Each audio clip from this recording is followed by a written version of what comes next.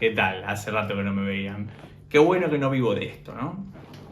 Hoy 6 de enero cumplo años y cumplo 30, que la verdad me da un poco lo mismo porque los números no es algo que me interese demasiado, aunque tengo una muy interesante teoría sobre la vida en un esquema de temporadas del que no voy a hablar ahora, pero me pueden preguntar. Decía, no me interesa mucho el número, pero vi este video muy interesante de la youtuber Little Book Owl, que me voy a robar descaradamente. Bueno, no es tan descaradamente porque estoy mencionándola, pero bueno, nada, que es 30 libros en 30 años o 30 años en 30 libros, que es lo que voy a hacer ahora mismo. ¿Cómo funciona? Voy a listar una serie de libros, algunos los voy a mostrar porque los tengo en físico, otros no, porque no los tengo en físico. Les mostraré una imagen. Y son libros que me parecen importantes. ¿Cuál es el criterio? Mi criterio. Eso es súper relativo, pero más o menos voy a explicar. Algunos que me gustan un montón, o son mis favoritos. Algunos que han tenido alguna importancia, digamos, significativa en mi vida como persona o como lector. Algunos que simplemente los recuerdo mucho, algunos que leo muy seguido, etcétera, etcétera. Son libros que me parecen importantes. ¿Se me quedó alguno por el camino? Seguro. ¿Alguno lo debería haber considerado de otra forma? Seguro. Algunos, por ejemplo, no son quizás los primeros que leí de cierto autor, pero sí los que me parecen los más significativos, los mejores o los que más me gustan. Voy a mencionar también a los otros. Algunos, por ejemplo, no los menciono o no los pongo directamente porque no quería repetir autores. Si bien no soy súper de autora, es decir, no es que leo este, me gustó y leo los otros 20, pero algunos sí, entonces pasa con algunos que, qué sé yo, Stephen King, Paul Auster, que me gustan 20 libros diferentes. No voy a poner 5 porque se me acorta la lista, entonces pongo uno en representación del resto y a lo sumo los menciono. Bueno, basta de explicaciones, vamos con eso.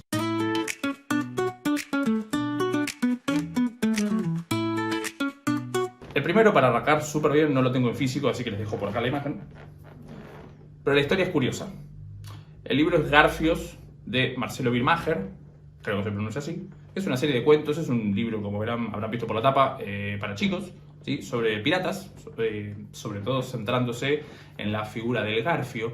Y lo recuerdo por dos motivos. Primero, por algo que me impactó bastante leyéndolo de chico, que ahora les voy a contar. Y segundo, porque estuve muchos años buscándolo. No solo porque no lo encontraba, porque lo tenía físico y en algún movimiento en casa se habrá perdido, lo habremos regalado, qué sé yo, vaya a saber, sino que no me acordaba cómo se llamaba. Recordaba que era sobre piratas, recordaba que era un libro de una serie de colección para chicos, recordaba la tapa negra, pero no recordaba ni el nombre ni la imagen como para buscarlo mejor.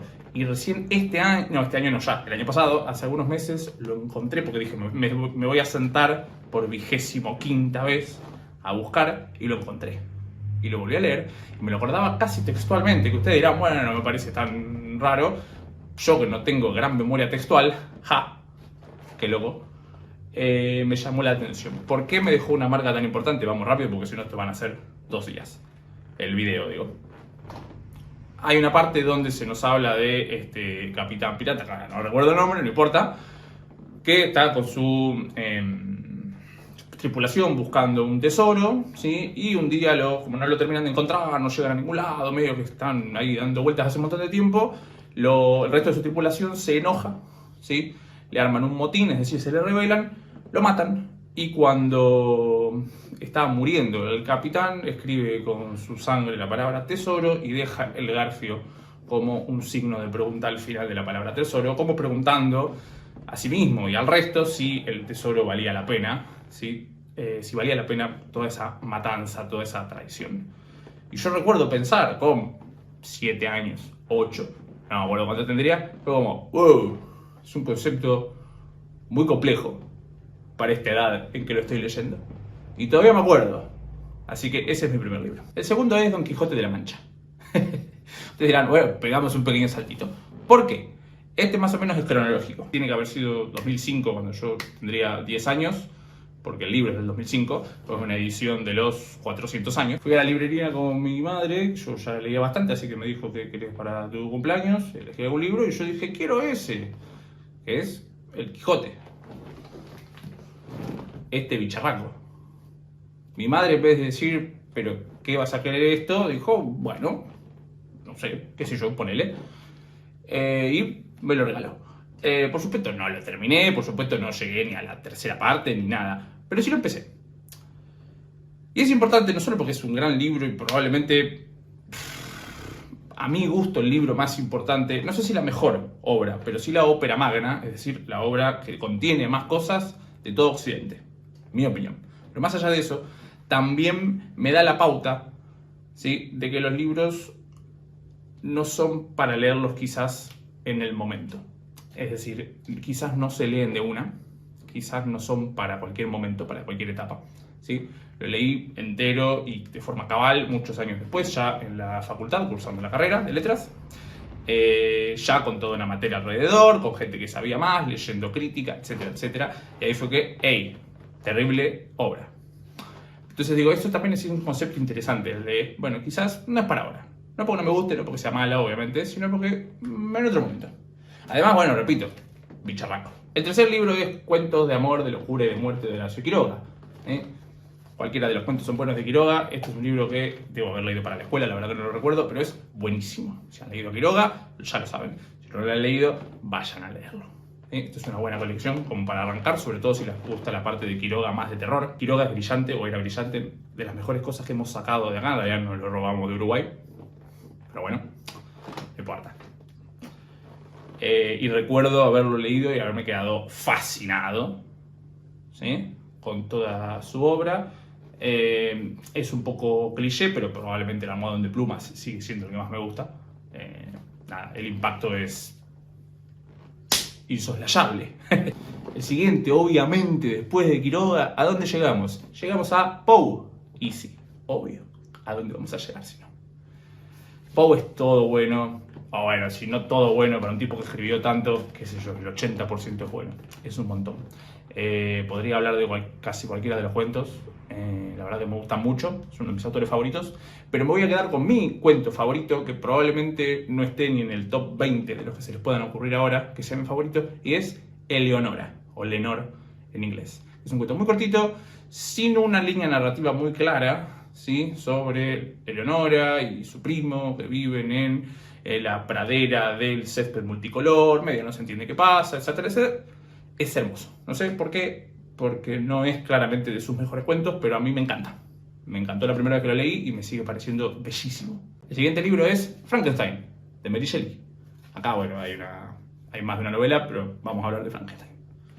Frankenstein es una enorme novela que además tiene una enseñanza que, para mí, que siempre repito hablando de literatura, que es que los libros importantes, o los libros impactantes, o que dejan una marca, o que son grandes acervos culturales de la humanidad, no necesariamente están bien escritos.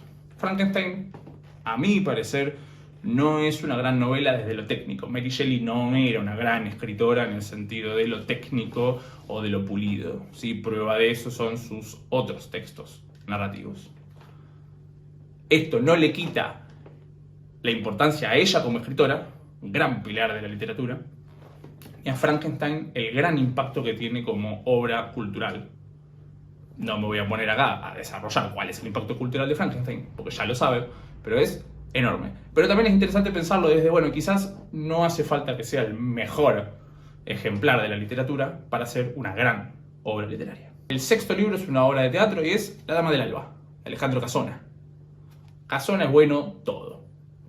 Si te gusta el teatro, te gusta Casona. No hay mucha más vuelta que darle. La Dama del Alba es mi favorita. Me parece la mejor obra. Recuerdo también haberla leído para la escuela, creo. Y es algo que no sé qué pasará en otros países que no sean España o Argentina. No tengo idea. Pero medio que es un lugar común, Casona. En el sentido de a cualquiera que pase que cruce por la calle, que haya ido a la escuela, o que tenga un mínimo pasar por la literatura, le preguntás si le gusta Casona y te va a decir que sí. Las respuestas van desde el sí, está bien, hasta el me encanta, pero en general es sí. Y eso es buenísimo. El séptimo libro es Las dos torres, de J.R.R. Tolkien. O Tolkien. ¿Por qué Las dos torres? Porque tenía que elegir alguno de los tres del Señor de los Anillos, o el Hobbit también podría haber sido, pero me gusta más el Señor de los Anillos. Y de los tres, mi favorito es Las dos torres. ¿Por qué? Porque me parece que es el mejor. El tercero me parece que es más flojo, pero es lógico porque tiene que cerrar. Además tiene un epílogo horrible. Y La Comunidad del Anillo me parece que es demasiado largo, simplemente es como que hay demasiadas cosas, nada más. Me parece que Las Dos Torres es el mejor, porque es donde mejor encuentra Tolkien la forma de ceñirse a lo que tiene que contar, ni más ni menos, mantener una línea o varias líneas narrativas, es el mejor, es el más perfecto, si quieren. Siguiente libro, número 8, Estudio en Escarlata, de Arthur Conan Doyle, el libro de Sherlock. Bueno, obras completas en partes, pero Estudio en Escarlata. ¿Por qué? Podría haberme quedado con otra novela, como El Sabueso de los Baskerville, o con alguno de los cuentos, pero Estudio en Escarlata es su primera novela, no es lo primero que leí, pero es lo primero que dije, hey, acá hay algo. Entre vos y yo, Sherlock, acá hay algo. Me encantan los policiales y es por esto. Es el culpable. Estudio en Escarlata es una obra redondísima. Sobre todo cuando pega el salto a otra parte del mundo, dentro de la historia, vos decís, ¿qué carancho hacemos acá? Y después decís, brillante. Lean a Sherlock. Siempre bueno. El siguiente, el noveno libro es Harry Potter y el Príncipe Mestizo. Lo mismo que con El Señor de los Anillos. Todos los de Harry Potter me parecen buenos, pero me tengo que quedar con uno, no voy a hablar de los 7, y estamos hablando de libros, no de sagas, y el sexto es mi favorito. ¿Por qué? Porque, qué sé yo, no sé, es mi favorito. Me parece que es el que está en el mejor momento. El Prisionero de Azkaban es muy bueno, quizás es el objetivamente mejor, pero este es mi favorito. Me parece que está en el punto justo de cocción. No es de los más infantiles, ya es un poco más adolescente, un poco más maduro. El cuarto me aburre muchísimo, el quinto me parece que está muy mal hilado, el séptimo es otra vez un libro final, no suelen ser los mejores, entonces el sexto me parece que es el mejor, me parece que está en su cúspide, digamos. El número 10, Historia de Terramar, el primero de Úrsula K. Le Guin. Recuerdo haber leído también estos libros adolescente, supongo que por la época en que empecé a leer los de Harry Potter, porque dije, bueno, a ver qué más hay por acá. Si uno busca en general, de las primeras cosas que suelen saltar, además de Señor de los Anillos, es Terramar, y me encantó el primer libro. Me parece una idea fenomenal. Hasta hoy, esto de manejar un sistema de magia a partir de los nombres de las cosas.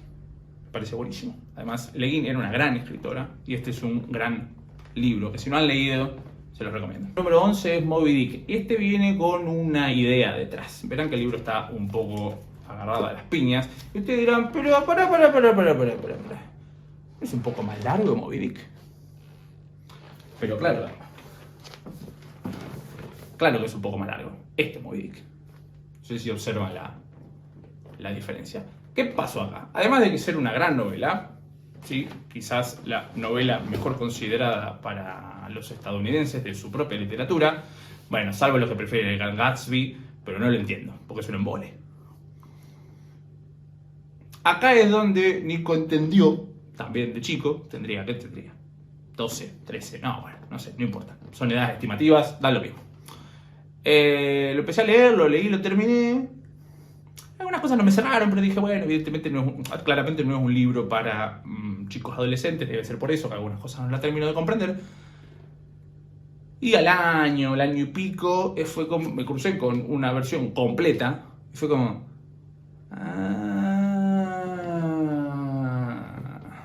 Porque claro, uno ve versiones resumidas, versiones abreviadas, pero en general lo dice. Este no lo decía.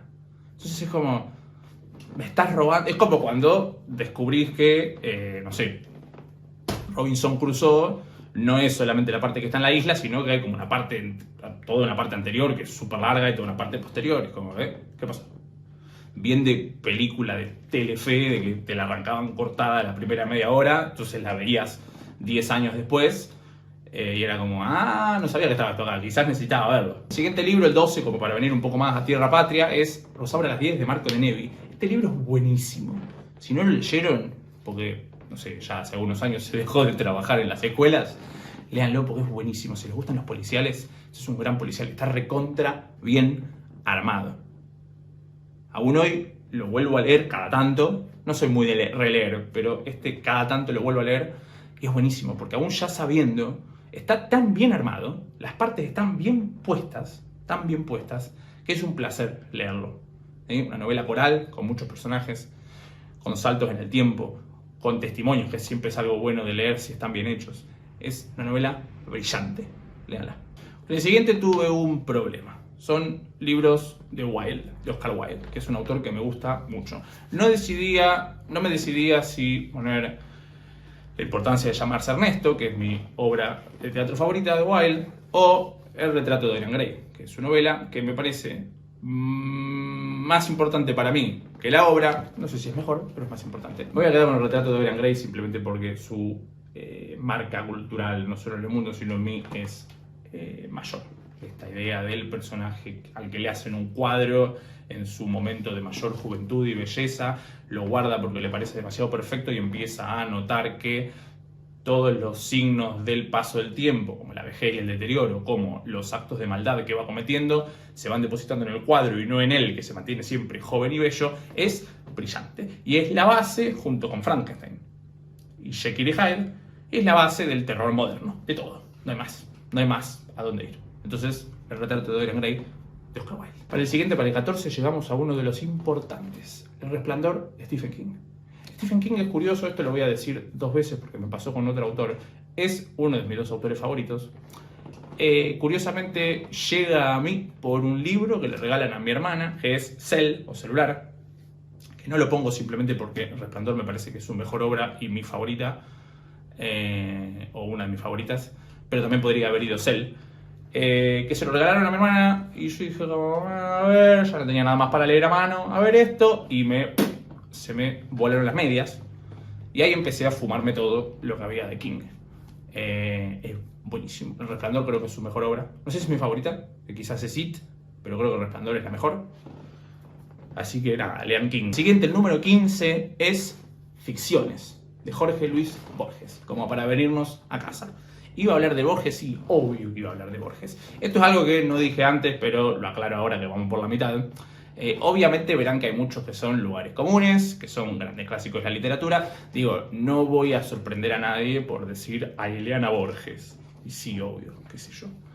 Ahora, tampoco soy tan snob, un poquito sí, pero tampoco tanto como para decir, bueno, no, voy a solo nombrar escritores y escritoras que no conoce nadie para quedar como que soy reintelectual. Nah, qué sé yo, no sé. Algunos son lugares comunes. Así como el primero, el libro para chicos de piratas. Supongo que no se lo esperaban. Este probablemente sí. ¿Por qué no otros libros de Borges? Elijo Ficciones porque están mis cuentos favoritos. No mucho más que eso. Si tuviera que mencionar uno, justamente es el que menos forma de cuento tiene, o uno de los que menos forma de cuento tiene, que es Pierre Menard, autor del Quijote, donde se nos cuenta, a modo de revisión de una reseña de un autor muerto, donde se hace notar que se ha olvidado mencionar en esa reseña bibliográfica de autor muerto su obra más importante, que es el intento de volver a escribir el Quijote. No sé si es la conexión, pero no una reescritura, sino una escritura por primera vez, como si lo hubiera escrito originalmente, aunque hayan pasado 400 años en el medio. Es una cosa un poco extraña, como cuando Gus Van Sant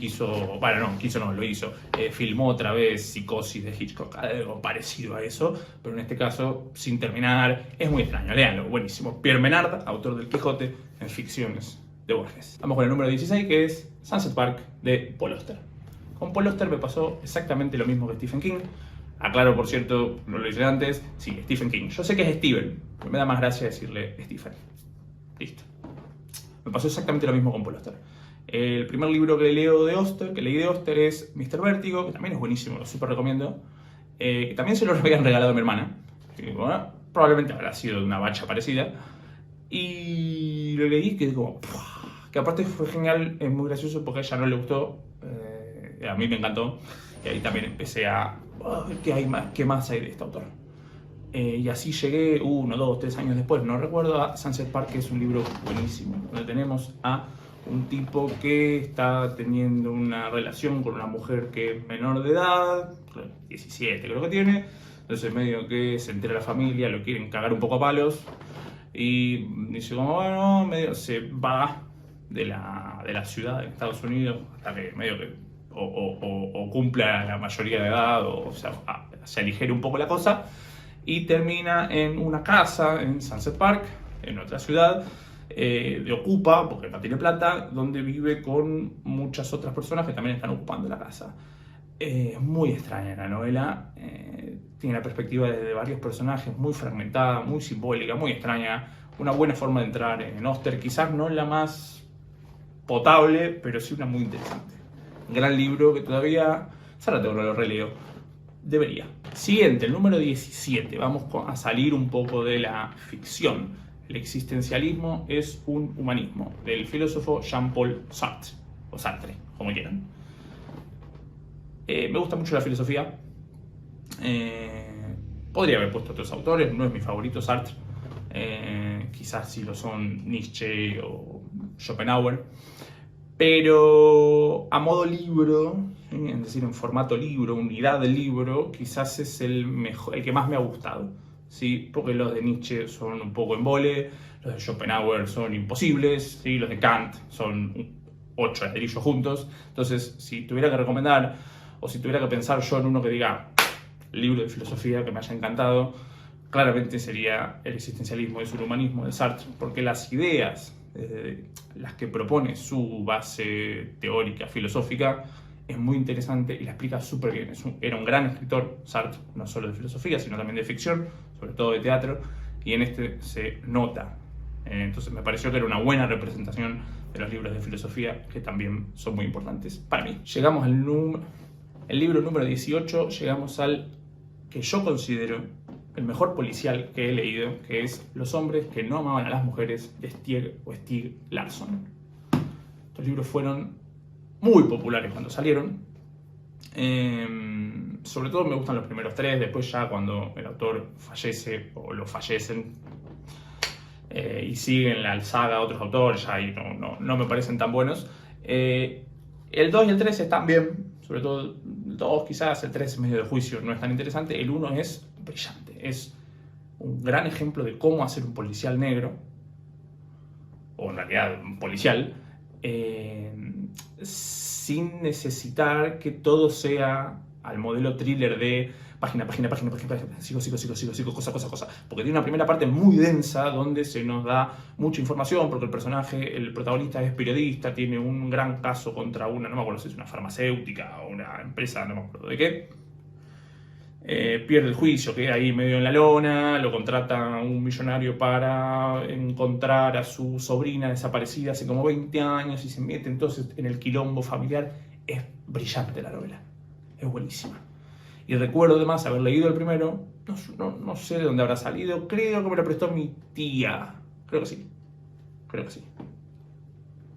No, bueno, si lo estás viendo confirma, pero creo que sí. Recuerdo haber leído el primero y decir como, necesito el segundo, que ya habían salido, creo que ya habían salido los 3 cuando empezaron a hacerse populares. Y recuerdo que estábamos en vacaciones, yo todavía estaba en la escuela, así que esto sería enero o febrero, y fue como, vieja, hay que comprar estos libros. Recuerdo que me trajo el segundo y el tercero, o el segundo solo, no me acuerdo. Y fueron, no sé si alguna vez les ha pasado eso de agarrar un libro porque es más o menos igual que este, de 500 páginas, está acá atrás, acá, un poco más largo, y empezar a leer de noche y de repente se hace de día y vos seguís leyendo, y almorzás y seguís leyendo, y de repente te leíste 600 páginas en 28 horas. No sabes cómo. Y encima decís, che, ¿y el tercero? Nada, locura, léanlo, buenísimo. Los 3 por lo menos, el primero es una bomba, el segundo es muy bueno, el tercero cierra. Como verán, me pongo quisquilloso con los libros finales de las sagas. El siguiente pegamos un salto, no es tanto un libro, sino un poema largo, un poema épico, el mejor, para mí, poema épico, que es el Beowulf, de autor anónimo. El Beowulf es el poema de Gesta, la canción de Gesta, el poema épico o que se considera fundante de la literatura inglesa. Y es buenísimo. Lo leí por primera vez... No, en realidad no. Lo había leído por arriba, mal, en una mala traducción, en una mala edición, antes de terminar secundaria, y luego lo leí bien, y bien acompañado y bien explicado mi tercer año de facultad, de la carrera, en literatura inglesa, y nada, amor. Es una obra que he leído entre placer y trabajo, porque después la he dado en clase varios años, o un par de años al menos, también en la facultad. La he leído muchas veces y me sigue pareciendo maravillosa. Es una cosa hermosa. ¿Sí? Tenemos a Beowulf que llega porque lo llaman, porque están teniendo un problema en Dinamarca con un monstruo, no se lo pueden sacar encima, lo llaman y le dicen, che negro, vení a darnos una mano acá, viene, lo faja, después, pero viene la madre y bla. Nada, hermoso. Si les gusta El Señor de los Anillos, esta es la mamá. Y siguiendo en esa línea de literatura inglesa, Hamlet, de William Shakespeare. Todo lo de Guillermo es bueno. Podría haber nombrado casi que cualquier otra obra, pero Hamlet me parece que es la mejor y además, sobre todo, más importante, es mi favorita. Otra que he leído infinitas veces y cada vez le encuentro algo nuevo. Es una obra bárbara, genial. Para mí, el centro del canon occidental es el Quijote y después está Hamlet. Pasa que hay que tener en cuenta probablemente toda la obra de Shakespeare, pero si hay que quedarse con una, para mí es Hamlet. Nada, es algo que no se puede evitar. Es el Platón de la literatura. Te puede gustar, te puede no gustar, pero no lo puedes ignorar. El siguiente, el número 21, es uno de esos libros que hice... Y es Plataforma, de Michel Houellebecq, que creo que se pronuncia así. Houellebecq es un escritor particular, porque además de ser muy polémico, que digo, socialmente, no sé si... Socialmente, a partir de sus novelas me refiero, que no sé si es lo que me interesa, tiene un estilo de escritura bastante particular, con protagonistas que en general van desde personajes que no nos importan, hasta personajes que nos resultan muy odiosos. Quizás en la línea de Meursault, ¿sí? En El extranjero de Camus, o por lo menos yo siempre lo he visto así, esos personajes que vos decís, no entiendo por qué haces las cosas que haces, y que en algún momento se ponen irritantes, estos son también así. Y la sociedad que nos plantea Houellebecq en todos sus libros son muy bestias, muy violentas, ¿sí? Plataforma es uno de esos libros donde vos decís como, che, qué mal que la estamos pasando, qué mal que la estamos pasando, qué mal que la estamos pasando, de repente las cosas más o menos se acomodan y vos decís, hey, bien, no me cae bien el personaje, pero me alegra que le esté yendo mejor y de repente, ¡puf!, al diablo con todo, fin, arréglatelas. Eso en todos los libros. Me parece algo brillante. Es otro de esos autores que leí uno, que fue el primero, Plataforma, y dije, a ver, ¿qué más hay acá? Además tiene un gran libro de no ficción, es un ensayo largo sobre H.P. Lovecraft, donde habla de él y de su obra, así que, nada, Houellebecq. El número 22, vamos a ir con un poco de poesía, que todavía no había aparecido, y voy a hablar de la poesía de Emily Dickinson. ¿Sí? No voy a hablar de un poema en particular, sino de su obra en general. Me parece que es una de las grandes autoras, por lo menos de poesía occidental para mí. No soy muy de poesía, en algún momento si me han escuchado más de 5 minutos hablar, ya lo sabrán, porque lo digo mucho. No es la poesía un formato en el que... No es la poesía el formato en el que más me hallo, ¿sí? Eso es la narrativa y sobre todo la novela. Pero, o sea, cuando me gusta la obra de un poeta o una poeta, sobre todo una poeta, porque por alguna razón suelen ser mujeres, no sé por qué, vaya a saber. Sí me digo, porque van a ver que es el otro libro de poesía o la otra obra de poesía que voy a mencionar más adelante. Sí me gusta mucho. Y Dickinson tiene una sensibilidad que no encuentro en otras obras. Además también es una autora que ha trabajado mucho, sí, por el tema de que es estadounidense, bla, bla, bla. Nada, supongo que la conocerán, o la habrán sentido nombrar, o habrán leído o escuchado algo. Y si no lo han hecho aún, vaya. Porque aparte tiene una historia de vida muy interesante. No soy muy biograficista, pero cuando es interesante, es interesante. Emily Dickinson es una buena forma de entrar a la poesía si no lo han hecho aún. Siguiente libro, el número 23, hace rato que no pasaba esto, por suerte tengo casi todos en físico. Es una gran novela que es Never Let Me Go o Nunca Me Abandones, de Kazuo Ishiguro, el autor inglés, sí, familia japonesa, pero es inglés, que no lo tengo acá porque lo he prestado recientemente, ya volverá, espero. Es una muy buena novela que no es quizás, ¡wow, qué locura, me cambió la vida!, pero sí es, a esta altura del partido, el único libro, la única novela que me ha hecho llorar. Y no es esto de, ay, yo no lloro con nada, soy de lágrima muy fácil, pero no con los libros, por alguna razón. ¿Sí? Me asusto, me entretengo, pienso, me divierto, pero no es algo que me suelte la lágrima. Salvo con Never Let Me Go o Nunca Me Abandones. Es un llanto. tristísima la novela. La película también, pero el libro es una deshidratación bárbara. Nada, no les digo nada porque medio que spoiler, medio que no tiene sentido que les cuente. Váyanle a un montón de chicos que están en un internado en Inglaterra y cómo van creciendo en ese internado y relacionándose entre sí y descubren algo más adelante. Buenísima, a mí me gustó mucho. El siguiente libro es otro que no tengo en físico porque tengo una fotocopia ahí de cuando la carrera, pero nunca lo conseguí en el libro, así que si alguien lo ve, me chifla. Es Introducción a la literatura fantástica de Tzvetan Todorov.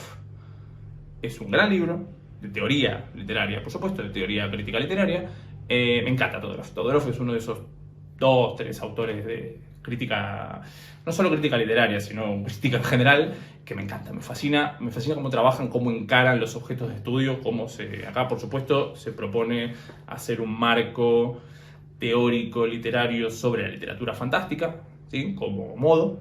Está escrito en los 60, publicado en los 60, por ahí en esa década. Todorov es uno de sus autores junto a, no sé, qué sé yo, Roland Barthes, Pierre Bourdieu, que pueden agarrar cualquier objeto de estudio y construir una teoría muy interesante y muy amena sobre eso. Bueno, un gran ejemplo que tenemos nosotros en Argentina, falleció hace poco, era Beatriz Arlo, que también tenía, no por el estilo, sino por esa idea de agarrar objetos culturales y construir una teoría crítica sobre eso, ¿sí?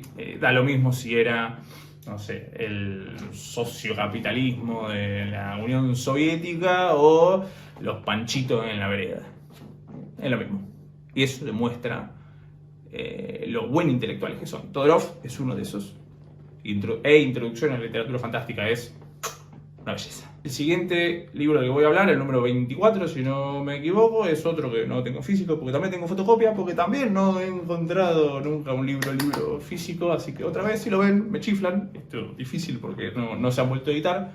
Otro libro de crítica literaria que es Palimpsestos, de Gerard Genette. Me encanta porque eso aparte es uno de esos libros que siempre encuentro la forma de volver a ellos, porque está tan bien hecho. Un palimpsesto es un concepto que saca el autor de estos pergaminos, creo que eran pergaminos que usaban en Roma para escribir, y si no era Roma, era la antigüedad, no sé, a esta altura. Y como para escribir otra cosa más adelante, como no había tanto a mano, ¿sí? En vez de hacer un nuevo, buscar un pergamino, lo que sea nuevo, un cuero nuevo, que quizás era cuero, lo que hacía era como borrarse, ¿sí? De alguna manera ese anterior y escribirle arriba. Por supuesto, como no era una goma, ¿sí? O no era un liqui, quedaba un poquito de lo anterior y entonces se mezclaba medio con lo nuevo. Eso es un palimpsesto. Y Genette explica así la idea de los textos que están mezclados, o mezclados en el sentido de que uno hace referencia a otro, ¿sí? Porque la cultura lo junta.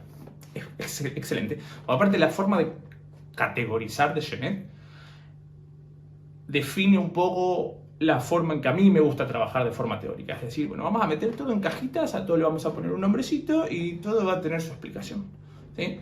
Lo único que tiene de malo el libro es que quizás, o sea, no es su culpa, el libro está perfecto, pero digo, quizás a esta altura habría que hacer una revisión, sobre todo para que yo pueda comprarme una edición física.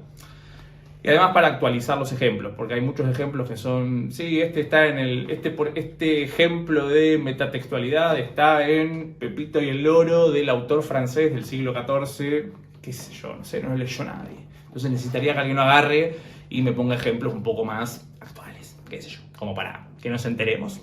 El siguiente, el libro número 26, creo que lo rego en el anterior, es Mansfield Park, de Jane Austen. Jane Austen ya la conocen, no hace falta que explique. Es una autora que me gusta mucho, varias de sus novelas, varias de sus obras. Podría haberme quedado con Orgullo y Prejuicio, que es la más conocida, quizás la más popular, pero no es mi favorita.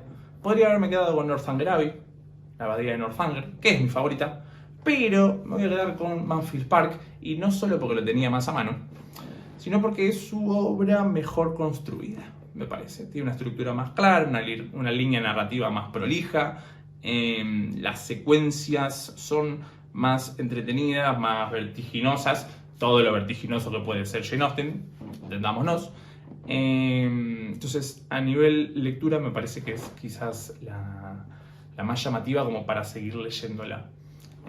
Además, no es algo que se me haya ocurrido a mí, también aprendí a verlo así a partir de la lectura de las clases de literatura europea de Vladimir Nabokov, el autor de Lolita, entre otras cosas, que justamente trabaja con Banfield Park. Fue como, ¿y por qué trabaja con esta y no con las otras? Y es como, excelente. Lean la novela y lean las clases de Nabokov, que son muy, muy buenas. Y en relación, porque esto está todo súper bien hilado, en relación a esta idea de obra crítica o teóricos hablando sobre novelas y mejorando esas lecturas, quiero hablar en el número 27 de La orgía perpetua de Mario Vargas Llosa, que es un estudio sobre Madame Bovary de Gustave Flaubert. No es una novela que me guste mucho, porque es bastante larga y es un embole. ¿Qué sé yo? Tiene cosas buenas, pero está como encerrado en un libro demasiado largo.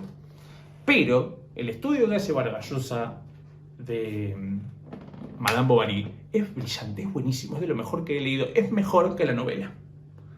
Y eso es muy difícil. Que un estudio sobre una novela sea mejor que la novela, para mí, otra vez, es muy interesante. Agarra todo el libro y lo analiza desde su punto de vista, desde su teoría, me parece muy interesante. Algo parecido, otra vez, a mi parecer, a lo que pasa con 100 años de soledad, una interpretación de Josefina Ludmer, gran crítica literaria argentina, sobre, obviamente, 100 años de soledad de García Márquez. La novela es mejor, la novela es muy buena, pero creo que el estudio es buenísimo también. Nos vamos acercando al final. El número 28 es otra vez poesía y esta vez es la obra de Sor Juana Inés de la Cruz. No solo era una poeta mujer, mexicana y monja, que escribía poesía, sino que además era muy buena poeta. Y no es fácil. Y además era muy graciosa, lo cual tampoco es fácil dado el contexto. Lean a Sor Juana. Cualquier cosa está bien. Sobre todo a mí me gustan los poemas cortos. O las redondillas, que quizás son las más conocidas. Pueden ir por las redondillas también. Pero los epigramas, que son los más cortitos, son los más graciosos, me parece muy interesante. Era muy, muy grosa, Sor Juana. Ojo. El siguiente, número 29, y no lo dejo para el final porque no lo tengo en físico, para que también lo presté. El siguiente, número 29, que no lo dejo para el final simplemente porque no lo tengo en físico, porque lo presté. Tengo que dejar de prestar libros. O acordarme de pedirlos cuando los necesito para grabar algo. Es mi novela favorita, en general. No creo que se lo esperen, o sí, no lo sé. Es La dama de las camelias, de Alejandro Dumas, hijo. Nada, qué sé yo, es una novela hermosa.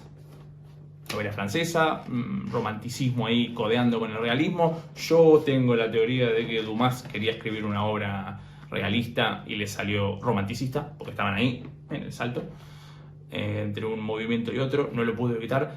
Es hermosa. Si vieron Moulin Rouge, la película, el musical, bueno, está más o menos construida la película arriba de la novela, es brillante, no sé, qué sé yo, es hermosa, me parece una... Y no es solo una novelona de tipo folletín, de, qué sé yo, tipo Los Tres Mosqueteros o Montecristo de Alejandro Dumas padre, que son muy buenas, digo, pero que no tienen tanta profundidad para mi gusto. La Dama de las Camelias tiene capas y capas y capas, no sé, buenísima, qué sé yo. Me encanta, qué decirles. Y finalmente, para terminar, el libro número 30 es La letra escarlata de Nathaniel Hawthorne. ¿Qué decirles? Es una novela estadounidense, probablemente la conozcan porque han visto alguna película, alguna interpretación, alguna referencia, o esta película que la adapta de alguna manera, en la que está Emma Stone, ECA, o Se dice de mí acá, que es muy buena, no lo digo, lo adapta, digo, porque es libre la adaptación, pero es muy buena. Que ella comete adulterio, no saben de quién es el padre, pero no lo quiere decir, son puritanos, quilombo, y le ponen la A roja acá para decirle gila, y la mandan afuera de la ciudad, bla, buenísima. Es una de esas novelas que si no lees con atención o no lees acompañado de una explicación o de un corpus teórico, bla, bla, bla, ya verán el patrón, quizás puede pasar por ser muy superficial. Pero si uno empieza a revisar y a explorar y a leer y a entender, es una gran novela. No es la gran novela estadounidense, pero es una gran novela estadounidense. Hawthorne era un muy buen escritor. Y me parece que esto es una obra maestra. Sobre todo, ya les digo, si uno empieza a leer entre texto, ¿sí? Buscar las capas de profundidad, me parece que es una gran novela y muy disfrutable, por cierto. Eso ha sido todo. No diré que ha sido breve porque no lo ha sido. Espero que haya sido más o menos entretenido. Yo me divertí, he tenido que pasar por muchas de mis lecturas a través de los años. Me da un poco de ansiedad porque seguro me estoy dejando muchos que me voy a acordar mañana o pasado y voy a decir, ay, ¿cómo no puse este? No lo puedo creer. Pero bueno, qué sé yo, no se puede todo. Quizás a lo sumo dentro de 5 o 10 años hago otro y lo acomodo. Y ahí me olvidaré otros, y así, hasta que me muera. Terminaba re arriba el video. Nada, si por alguna razón esto hace que digan, hey, quiero ver qué más hace este chabón. No sé por qué, porque no tiene mucho sentido. Pero bueno, nada, denle me gusta al video, suscríbanse. Voy a intentar este año, no prometo nada porque después uno no sabe, pero voy a intentar ser bastante más constante con la creación y subida de contenido. Así que si les interesa, se suscriben por ahí. Muchas gracias por estar acá, por acompañarme en mi acompañamiento de los libros que me han acompañado durante estos 30 años. Feliz cumpleaños para mí y nos vemos en el próximo video. Hasta luego. Caminando es esa reseña de una película que ya olvidé. La opinión de un libro que no voy a leer.